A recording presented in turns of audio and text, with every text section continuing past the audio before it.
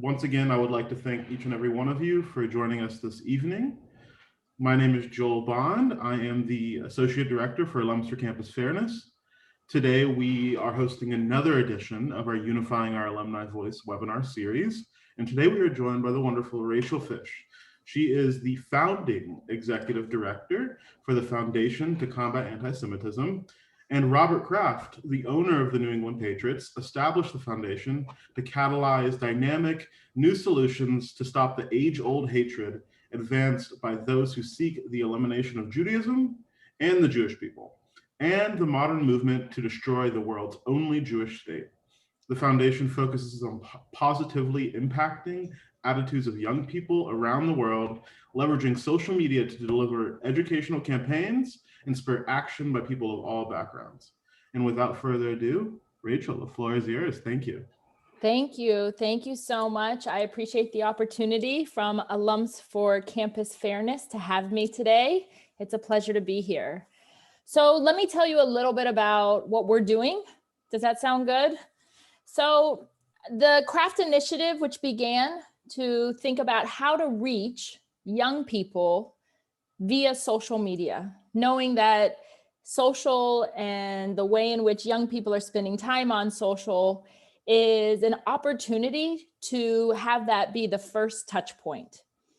And we decided to do some serious research to understand this very large and broad and disparate audience of 13 to 35-year-olds in order to figure out what do they know about different forms of hatred, what do they know about anti-Semitism.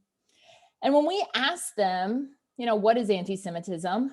Most individuals said IDK, right? I don't know.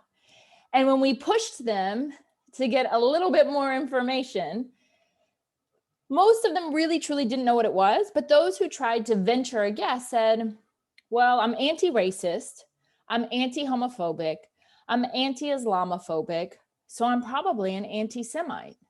And we were like, no, you're an anti-Semite. But what it showed us is that the terminology itself is a construct and concept that is very foreign to a very broad audience of young people, non-Jews and Jews. And we also know that the term anti-Semitism tends to be this sort of pseudo-scientific, sanitized word. And because of that, it isn't always very clear what it actually means and who it is targeting, right? I'm sure many of you have heard questions like, well, what are Semites? So in order to make it more clear, we actually think that it needs to be thought of as Jew hatred or hatred of Jews. And that feels uncomfortable for some because it's a little bit more direct. It sounds crass, but we actually think that because it is direct, people actually then understand what it is and recognize the discomfort of that form of hatred. So we created a public-facing initiative called TBH, Together Beat Hate. So all of you sitting around, go to Facebook, go to Instagram and Twitter, follow us as Together Beat Hate. And you will see that our entire approach and strategy really has been to think through how do we put the conversation of anti-Semitism in relationship to these other forms of bigotry and prejudice and hatred, racism, homophobia, xenophobia, transphobia, so on and so forth. And the reason for that is because for far too long, anti-Semitism has been siloed out as its own separate thing and has usually been thought of by those who are trying to address it as a Jewish problem. But in the same way that we know that racism is not just a Black or brown problem, right? Homophobia and transphobia is not just an LGBTQ plus problem. Anti-Semitism can't just be a Jewish problem. We need to be able to show individuals that these forms of hatred, although they have their own unique characteristics and qualities, also share a foundational form of hatred that is common to all of them. So that is the work of TBH, Together Beat Hate, and we're creating all different kinds of content that is aesthetically appealing to grab people's attention, that introduces difficult conversations in a place like the internet that's usually used for escapism, but we try to bring it to our audience's attention with nuance and for the purpose of them being able to gain greater sensitivity so that they understand these issues and are also open to being educated about it. The other part that I'll just add to that is that we're very, very interested in creating a space that encourages 13 to 35-year-olds to actually engage in conversation and not first and foremost come from a place of confrontation. And we're doing that on the internet, which is probably one of the most absurdly loud and obnoxious spaces where there's a lack of civility, where people feel because they have anonymity, they can do and say things that they may not do when they're actually in relationship with one another. And we're trying to create a brave space on the internet for the purpose of actually fostering relationships, building bridges between communities, and also through hopefully intentional and meaningful engagement, really begin to help them understand why anti-Semitism, Jew hatred, ought to be socially unacceptable in the 21st century. So that's the kind of work that we're doing. Over time, we'll also build on-the-ground partnerships and relationships with a variety of community organizations, student organizations, because we know that you really need to be in relationship in person to humanize so that you actually get to know people who have different cultures, different backgrounds, different identities. And through that learning of those individuals, we'll be able to also strengthen the kind of social content we continue to produce. So that's the work that we're doing. That's awesome. You're doing really, really cool work, really interesting work. And I agree that, combating anti-Semitism, eventually, hopefully ending anti-Semitism starts with grassroots education. And there's no better way to have effective grassroots education than reaching people through social media, through online platforms, it used to be blogs and now it's Clubhouse spaces. So it's about reaching them there. How do you, or I guess, what do you see as the greatest online or even offline threat facing Jewish and Zionist students? And we can even broaden it to young adults in general. The greatest threat? Is that the greatest threat? Yes. Okay. So with under the umbrella of anti-Semitism. Yeah. It just cut out for a second, so I wanted to make sure I heard correctly. So I think what's really hard is that Jew hatred has transformed over time. And we have a sense of what Jew hatred looks like when it's targeting Jews because of their religion. And we have a sense of what Jew hatred looks like when it's targeting Jews because of their ethnic, or supposed racial composition, like from the time of the Holocaust. But I think it's much harder for younger communities and non-Jewish communities, and even in the Jewish community, to really understand Jew hatred when it is targeting Jews because of their desire to identify with the movement of collective self-determination for the Jewish people. And I think that is a much harder form of anti-Semitism because it's under the political guise of issues related to politics or human rights rhetoric. And so often you hear things from individuals like, oh, they just need thicker skin because they're not used to hearing Israel being criticized. But we're talking about something that is not criticism of Israel. Criticism of Israel, of course, is kosher. Every Israeli I know engages in criticism of Israel, whether you live in Tekoa, in the settlement, or if you live in Tel Aviv and Herzliya. It doesn't matter what your political background, your ethnic composition. It's a democracy and people engage in critiquing it in order to make it stronger, in order to put forth their own agenda. What we're talking about is when the starting point is this conversation of, does Israel have a right to exist? And when that's the starting point, I find it very useful to actually return to the ideas put forth by Natan Sharansky of the 3 Ds, right? Is there a double standard? Is it demonizing and delegitimizing? And is it dehumanizing? And if any of those things are happening, then it's actually anti-Semitism. So when someone says, well, I'm just an anti-Zionist, we have to ask ourselves, what are they really saying? Now, we know that anti-Zionism is a position that has existed within the Jewish community for generations. It's part of a response to the ways in which Jews who were living in Europe in the 19th century were trying to figure out, what do we do with the anti-Semitism that is taking place here? An anti-Zionist position was a response, because you had Jews who said, look, Jews should stay a minority in the host societies in which they're living, have autonomy, and you shouldn't have Jewish collective self-determination. We also know that the ultra-Orthodox community in Israel can be anti-Zionist. Now, that level of nuance, totally fine to have that level of discussion about anti-Zionism. But the majority of individuals don't even know that level of nuance. And so when they are talking about anti-Zionism, they're using it as, again, a guise to talk about Jews not having the right to mobilize, to have agency in order to have a modern nation state. So in that case, de facto, since 1948, when Israel exists, and they say, well, I'm just anti-Zionist, unless they're saying they're against all forms of nationalism, which you rarely hear anyone say, then most likely there's another agenda at play here. And it's our responsibility to help educate the next generation to be able to sort of disentangle and tease out what's actually going on in that conversation. So that's one thing. The second thing I'll just say that's similar to that, there was recently a piece written by the Reut Institute, a think tank in Israel. And they use the term coined by Ben Freeman, who's a writer. And the term they use is talking about erasive anti-Semitism.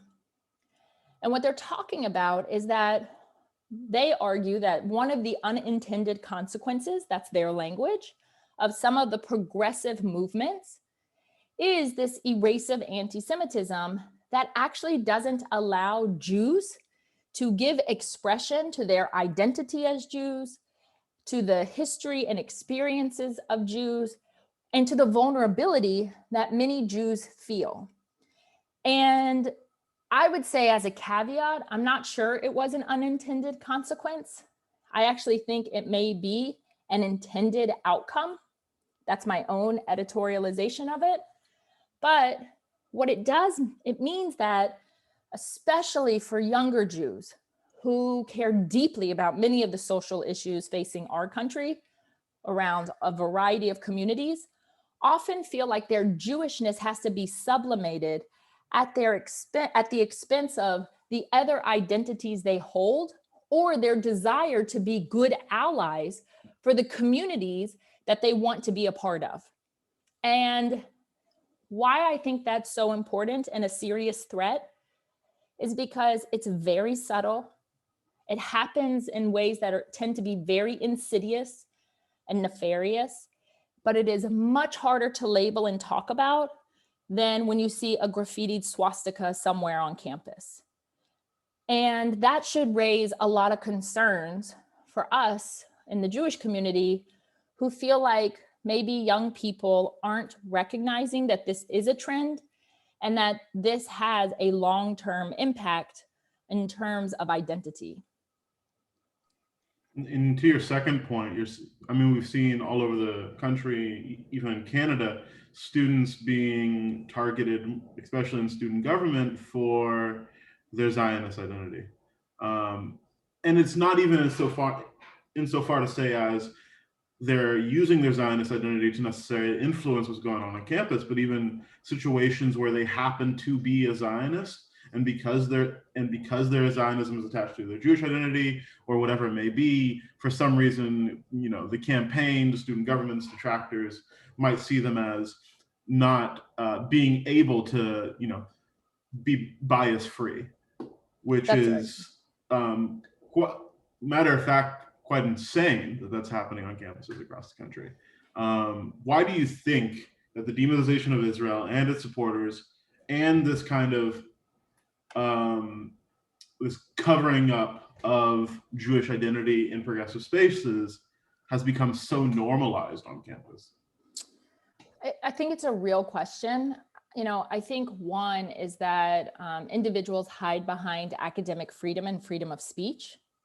And so they're able to say, everything is legitimate in this regard. And so I'm allowed to ask or say whatever and give real credence to, even though we know there are always red lines. You can't yell fire in a crowded theater, right? So people have to be aware of the ramifications of words. We know that words and the meaning of words, we take them seriously as a people, as a community.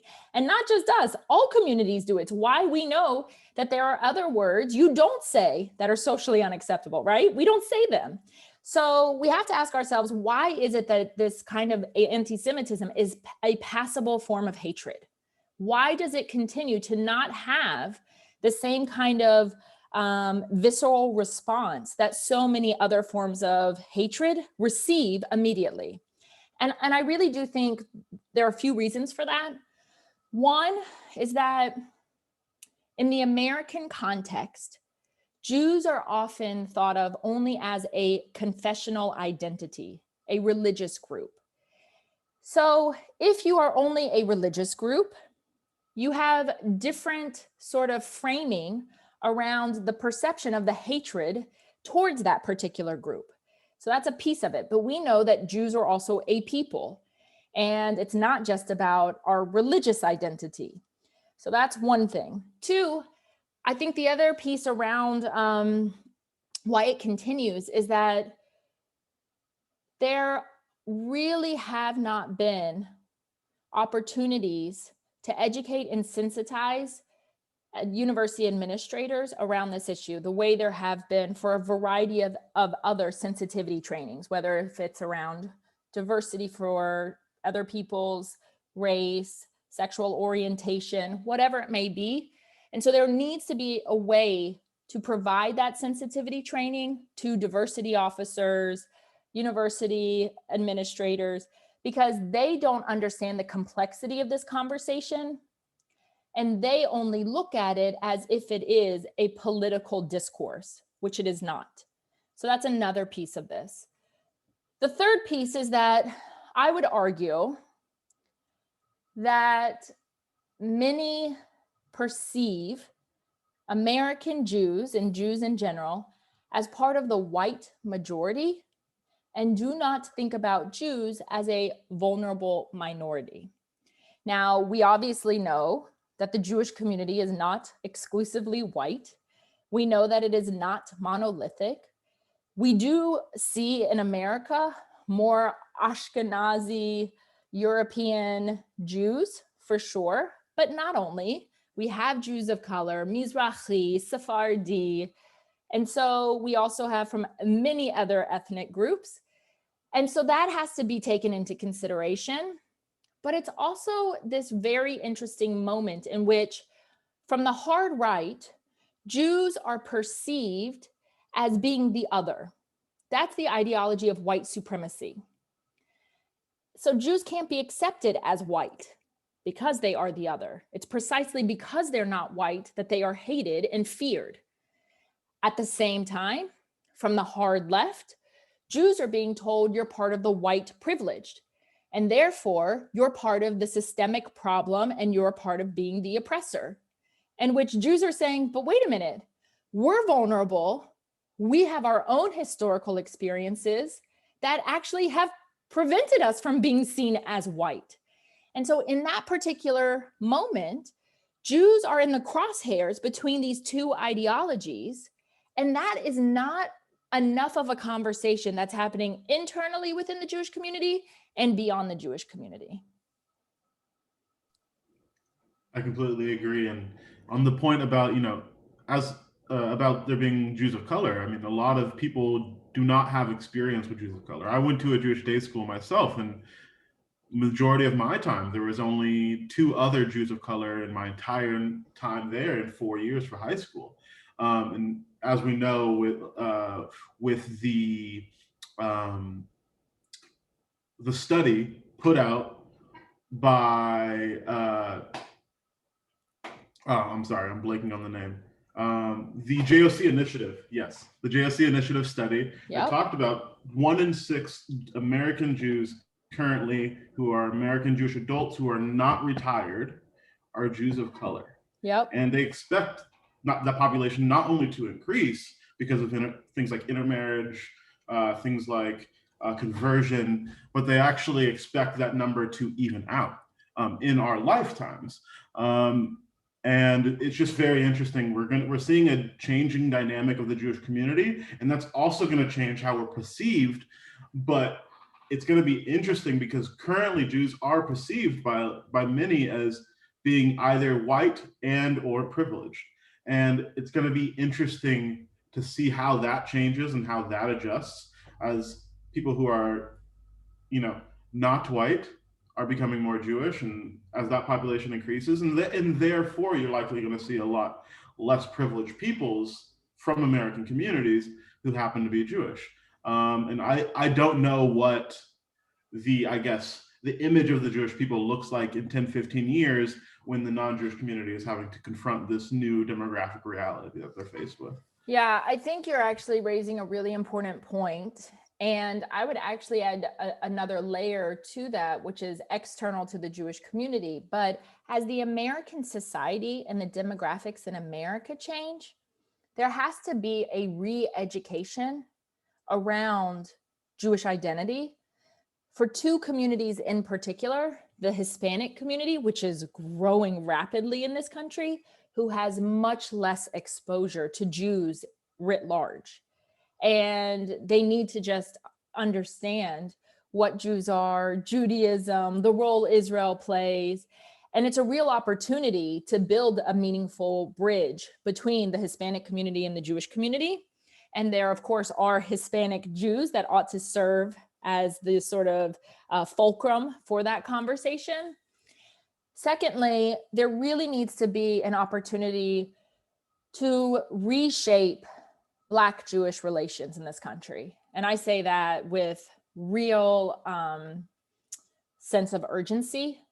For far too long, the Black-Jewish relationship really has sort of stalled in this moment of the civil rights era. Even though we know there have been other opportunities, we know that there are communities that have come together at different points in time, but really the Black-Jewish relations have broken down since the period of the 1980s. And not only does there need to be a repair on both sides in a really serious way, but I would also argue the influence of Farrakhan has become so powerful since the 1980s in particular, that he has been able to create a narrative around Jews and Judaism in Israel that has really, I'd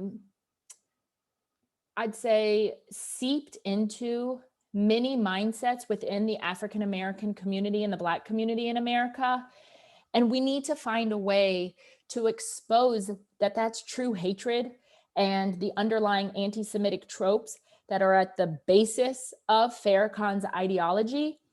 And that has not happened in a way that the Black community has been receptive to, partly because we don't have the right messengers, partly because the Jewish community also needs to understand why Farrakhan and the Nation of Islam has been so important to the Black community. But until we do that, we cannot at all think that that issue is going to be dealt with head on. And until we deal with it head on, we will continue to face serious challenges between Black-Jewish relations. Completely agree. We actually have a question from the crowd. For our chapter leader at Tufts, Susan Price. She's asking, what can you recommend to colleges in terms of freshman orientation training and our faculty and student government training, re Jew hatred? Will your group be putting together a program like that, or recommendations about that? Yeah, so there are some things happening. Obviously, they're just in the early embryonic stages, but Hillel, for example, has a Center for Campus Climate that is under the guidance of Mark Rotenberg, who is really trying to think about how to work with administrators and how to prepare administrators for greater sensitivity around these issues. And this is someone who really understands how to talk to university administrators. So that's one initiative that exists. There's also the Academic Engagement Network, AEN, and AEN also works very closely with professors and university administrators. They were just working with, I believe, administrators at Berkeley. So, right in the lion's den for some of us, and are trying to find ways to reach both the faculty and the university decision makers. I do think that university administrators it's going to require them to recognize that they're going to have to be vulnerable and expose themselves to a transparent process that allows them to come to terms with the way in which Jew hatred has infiltrated their universities at multiple levels of the university. And I'm not just talking about Tufts, but you have issues, from the issues of student government, you have it from some student organizations, you have it from outside organizations who come in to try to create and motivate this anti-Jewish animus on campus and create a hostile environment. You have it from, some faculty. So it requires a university administrator or a group of administrators to allow themselves, the way they have for many other social issues that exist, to be able to say, we're going to do a deep dive. What we find may not be pretty, but we're willing to do it.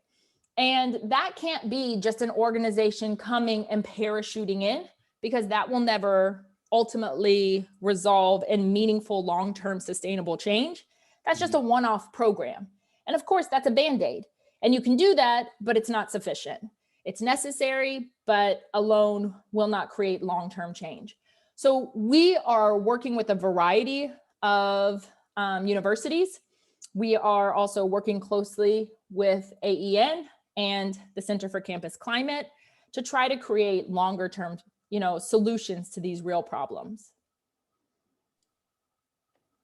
Thank you for touching on both those programs by the Academic Engagement Network and Hillel International. They're doing great work and, trying to actually work side by side with the administration to actually get tangible things done that'll improve things for the university moving forward. But it came at an opportune time.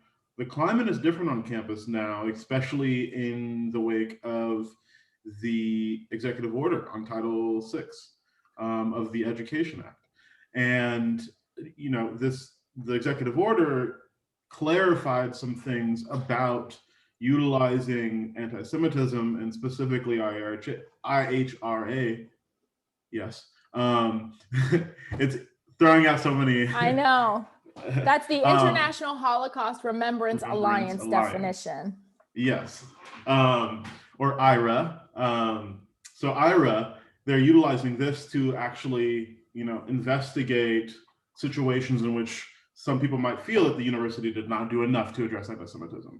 Do you feel like this is working? Do you feel like this is working? And what do you think about the definition and how it's being applied to the executive order? And do you think there's more room for improvement, or where do you think we stand and how it's being affected on campus? Yeah, so I'll say a few things. It's a great question. So the executive order, what's important to remember about it, it was a bipartisan effort, and it was an effort that started years ago. It didn't just start with our most past recent administration. And so it's just important to say that so that it doesn't become politicized in that framework. And I feel strongly about that. I think that IRA as a working definition really has become the acceptable working definition for international governments, for non-governmental organizations. It is really seen as a significant step to helping people truly give some contours and shape to understanding how to define anti-Semitism, and that's very important. I'm a little less prescriptive on saying that every university should adopt the IRA definition. And it's not because I don't think it's a good working definition, but I don't think it necessarily does anything if it doesn't have actions behind it. So if a university wants to adopt it, that's fine. And if a university doesn't want to adopt it, I don't have a problem with that. I don't think that labels them as being an unfriendly campus towards Jews and Jewish concerns.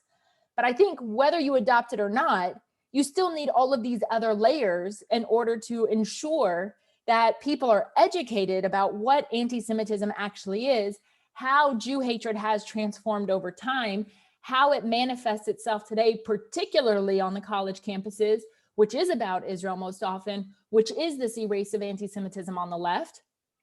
I'm not saying you don't have swastikas on campus. Of course you do.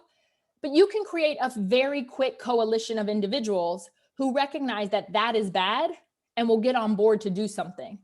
Whereas the other forms of anti-Semitism can often be marginalized or overlooked completely. So I just don't feel a need to push that as an agenda item, but it's not because it doesn't have value. I just want to ensure that whether you have it or not, you have real action behind your intention in terms of making sure decision makers actually have education and are willing to do something and clearly articulate what it is they will do when individuals or when individuals do cross the line and don't think carefully about the Jew hatred that they perpetrate. Yeah, I agree that IRA alone cannot do anything. It has to have some, and it's hard. You get into interesting waters because then you have, the people that actually helped create IRA intended for it to only be a working definition and not be used for actually determining, judicial punishment or whatever it may be. So it's a very interesting crossroads that we're having. It's kind of, you shouldn't necessarily pass it with nothing attached, but if you pass it with something attached, then are we kind of getting away from the meaning? It's an interesting conversation, and it's I think we can only learn more about what the real answer is, what's the positive answer, as we see IRA take shape more places, and as we see kind of the result of IRA taking place. Will it actually have an effect? How far is it actually going to go into changing culture at, for instance, NYU, who now has to to some degree maintain IRA standards following the lawsuit from Adela Koya. So it's just very interesting overall. Yeah. I would love for you, or actually, do you have something else to say on that? Well, I was just going to say, just to build on that, and I think it's to that point, which is you do see academics push back on it, and not all academics, but some who say it's bordering on, if not infringing on, academic freedom. Now, I don't agree with that, but that's just not the fight I want to have. I just don't think that's a good use of anyone's time. And we already know that academics tend to be quite wary in general when these areas kind of are opened up into the kind of conversation we're talking about. So that's why I just would circumvent it. And I just don't want to spend my energy making the case to people about why it's not an infringement of academic rights, because I'm not going to convince them. Yeah, agreed. You're not going to convince them. It's not a fight you want to get into. It's not helpful to anything. Yeah. It's not going to win anybody over to our side. Tell us a little bit more about Together Be Hate. And how specifically is it helping young people fight anti-Semitism? Have you received any information back from any of the programs that you've run, and kind of what's the result that you're looking at? Yeah, it's a great question. I mean, I'll give you an example. There's some campuses where we're working closely with students who are our TBH ambassadors to push out social content from TBH on their own social platforms. And what's great about that is then, those students are validating the kind of content we're putting out. So their friends then engage with them. And when we were talking to some student ambassadors from one of the campuses, they said, what was great was that it actually led to a conversation offline. And we didn't just, have a heart, or a thumbs up, but it was actually the individual said to me, I saw that piece of social you posted. It was really interesting to me and I had no idea. So that's something that's a positive for us because it sparks a conversation, which is the intention, and hopefully allows individuals to continue that conversation in a more substantive way. I will also say that, social is a place for escapism for the most part. Pictures of, when we could travel, beautiful places we wanted to go, or vacations, or beautiful meals we were eating. And we're actually using social for a very different purpose. And it's heavy. It's really heavy content. It's not escapism in the least. But what we're finding is that for this don't know audience in the middle that we're trying to reach, we are beginning to see individuals engage with that material and say, I had no idea that there was a neo-Nazi rally or a Nazi rally in Madison Square Garden in 1939. How does that happen in New York, right? I never learned this in a history book. Or they want to know, how is it that because we interviewed a student from Brandeis whose father is Muslim and whose mother is Jewish. And she tells the story about what it means to have both of these religions as part of her identity. And so some of the comments, were, well, you can't be both religions. How does that work? Can that work? And it just sparks a much more meaningful discussion. And the last thing I will say is that because we're trying to put in conversation multiple identities, it gets rid of this oversimplification of putting people in buckets. You're Jewish only, or you're a person of color only, or your only sexual orientation matters. And we're actually saying you can be a lot of different things. We all are. And let's look at the whole being and their whole identity and all of their experiences, rather than just create these very flat categories that really lack context and nuance. And I think that that's actually, I'd say, countercultural in some ways, especially in a moment in which we see discussions about, affinity groups in high schools, which, Jews are put into white affinity groups and doesn't take into context, again, the complexity of identities. So we're trying to do something in a space, again, that's quite loud and obnoxious, something that's not typically done. And we're reaching people. I mean, our reach right now, since we launched, which was in August, so far is about 3.6 million people that we've reached. That's not a small number at all. Now, I will say, I also do a lot of presentations. I do a lot of teaching. And I've been trying to focus on doing more and more teaching for high school age students, because I'm finding that high school students, Jewish and non-Jewish, really don't understand anti-Semitism. For them, anti-Semitism ended with the Holocaust, which seems to be ancient history. It feels ancient because it wasn't in their lifetime and it took place over there, right? Europe, and it was a very different Europe. And, they know that that kind of history and that experience was unique to the Jewish people. But a lot of teachers say, listen, I know how to talk about what happened in Poland in 1942 or how Nazism emerged, but I don't know how to talk about what's happening in Brooklyn today. Or I can't explain why QAnon is perpetrating an anti-Semitic conspiracy theory.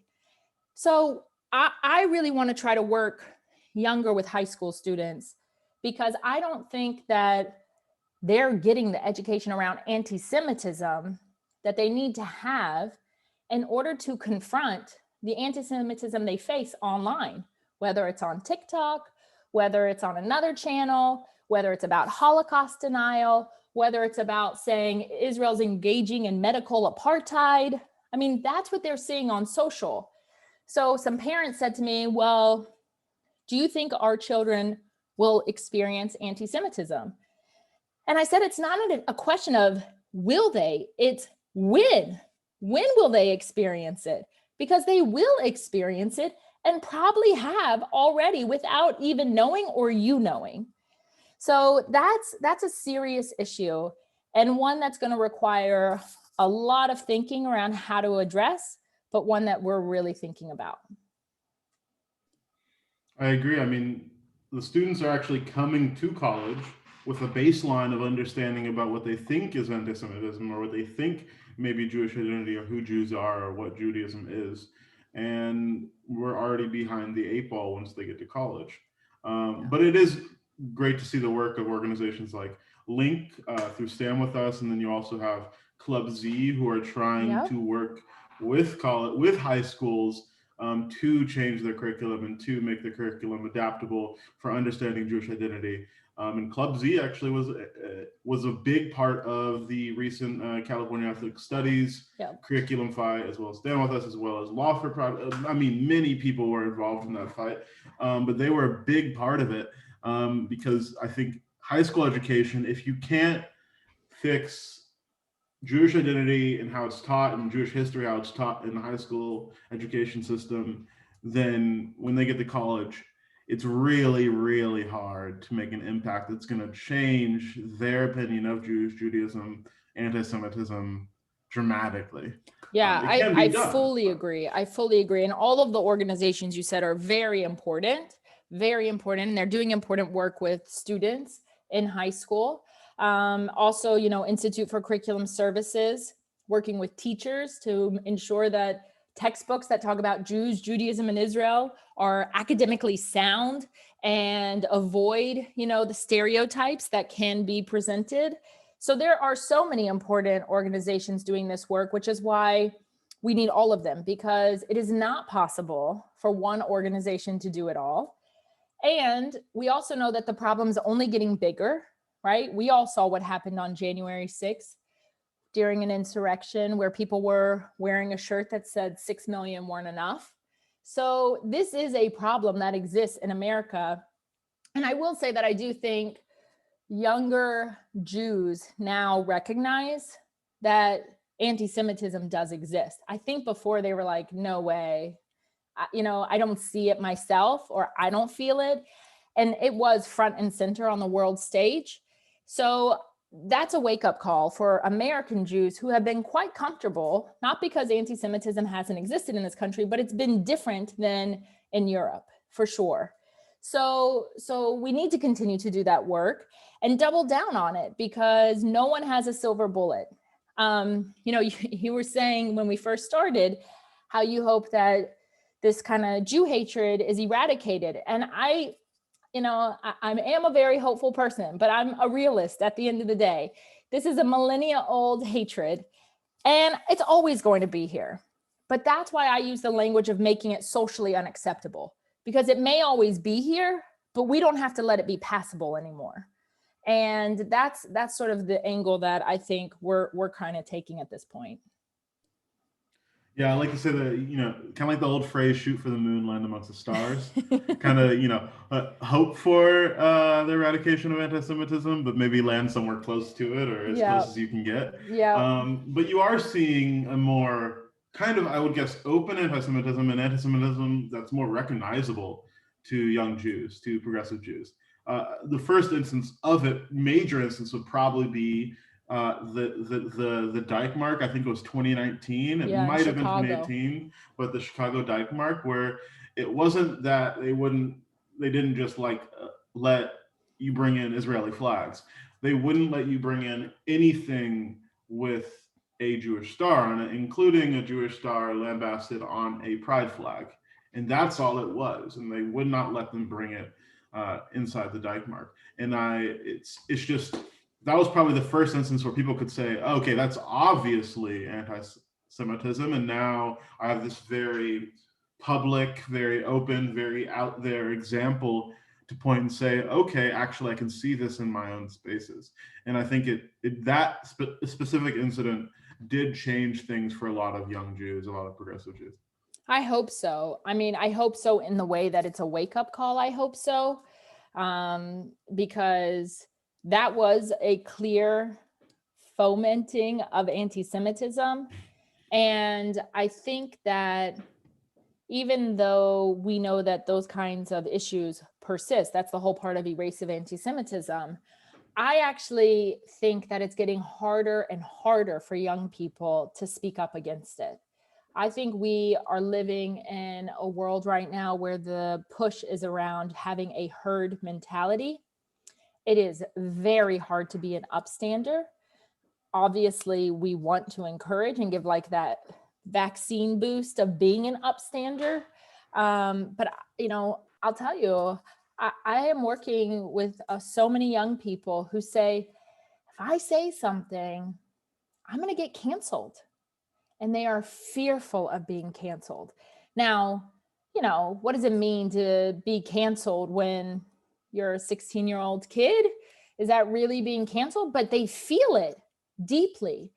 And I think, all of these organizations we talked about before, as much as they're tending to actually helping students identify anti-Semitism or have strong education around Israel or advocacy around Israel, they actually really also have to give a real boost to these students and also encourage them to have real moral courage. And we know there are examples of students who are doing that. Those students are incredible. And they are role models for not just other students, but Jewish communal leaders. They are role models for clergy. They are role models for political leaders. They are role models for faculty who want to keep their head down and not rock the boat. But there aren't enough of them. And so we need to produce more. Agreed. We have a crowd question from Robert Siegel, and he is asking, basically, if I can summarize it, he's asking, what do you think about the trend of college administrators, university administrators, ignoring the anti-Semitism found in things like BDS campaigns, deadly exchange campaigns, and even explicit anti-Semitism at times, and not, but basically exclusive, like having exceptionalism in terms of that issue, and only ignoring, I guess, issues related to anti-Semitism, specifically BDS. So what's the question exactly? Yeah. The way it was written was a little difficult, so Yeah, I'm trying sure. to rephrase. What do you think about the trend of university administrators, I guess, not ignoring things that, ignoring the BDS's movement's impact on Jewish students on campus? That's the best way I can describe it. Look, I mean, my analogy to the BDS movement is that these students are besieged. They are completely under attack when a BDS movement enters campus space. Because again, the starting point is not, let's have a nuanced discussion about what Israel and Israeli policy should do regarding Palestinians in the West Bank. Please, we all welcome that conversation if we at all care about Israel as a Jewish and democratic state and its security. That is not the conversation. The conversation for those who support BDS is about demonizing Israel and delegitimizing its existence. So that's where I say, that's why university administrators need to be educated and sensitized to this and go through some real learning so that it isn't viewed as just a political discourse. It is not. That is not the conversation. The discussion about BDS, it's been happening for about 20 years now on campus. That's absurd. And I have to tell you, nothing has changed in a significant way. Yes, you now have many more Jewish organizations who are on campus, from, left of center, right of center, centrist, the ICC, faculty, or that's all great, but everyone's playing defense all the time. And it's like if I said to somebody, why do you beat your wife? It doesn't matter if they beat their wife or not. Everyone around them assumes that they beat their wife. That's what's happening to the Jewish students who support Israel on campus. Why do you support a state that's apartheid? Why do you support a state that is, promoting hatred towards the Palestinians? Those are the kinds of questions. And Jewish students are flummoxed. They have no idea how to respond. They don't know how to engage in a meaningful discourse about it. And it's not about the meaningful discourse in that moment. It's about an emotional response. So even though no university administrator has accepted a BDS resolution, it's not going to make an impact in any way at all. It directly impacts the students and the environment on campus. And that's what university administrators should be worried about. That was very succinct. I agree there. I think probably the only thing it may impact is the long-term, I guess, strength of the U.S. or strength strength of the connection between the U.S. community and the Israeli community. Well, that's the concern. That's the concern. Yeah. But let's be very clear. The conversation in the Middle East right now, it's not about the Palestinians. The United States brokers an arrangement in the Abraham Accords between Israel and the UAE, Israel and Morocco, Israel and Sudan. The conversation is about normalization. And we're here over on campus still having to have the anti-normalization conversation. The Middle East is moving on, right? And all of these kids on campus who are promoting BDS, they don't understand that no one's paying attention to that conversation in the actual region. It's not of interest. And Iran doesn't want BDS. Iran just wants to wipe Israel off the map. That's what we should be concerned about. And we need the American administration to be concerned about that. So the discourse on campus is highly problematic. And it's also very highly problematic if we think that this is going to be something that turns young Jews on to wanting to engage in a meaningful way with Israel. What about that is enticing? Very, very little. It's a crisis conversation. And most young people, unless they have strong Zionist identities and are ready to go in for a good fight because they like that, it is going to be a major turnoff from the Jewish community. I guess the follow-up to that would be, what is your advice for students who experience anti-Semitism, anti-Zionism on campus? Look, if you experience anti-Semitism on campus, you have to report it. You have to. It's a very important, whether it's, someone who DMs you or direct messages you on campus, from your social, whether it's an actual in-person experience, because the university keeps a track record of hate crimes. So you need to report it. The other piece is that you need to look around you when those moments happen. You're not there to convince the detractors. You want to educate the people who are the don't knows, the 80% in the middle.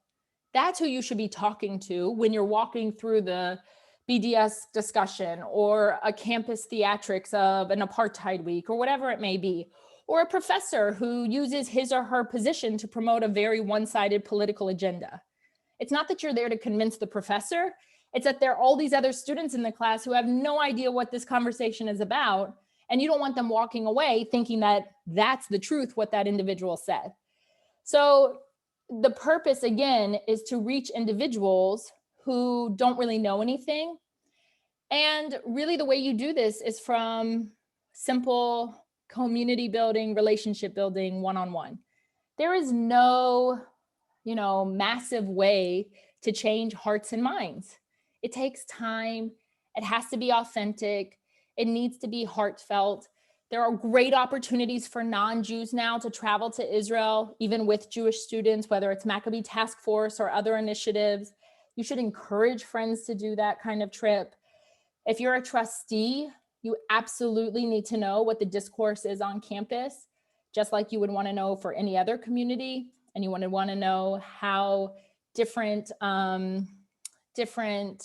departments, chaplaincy, administrators address these issues.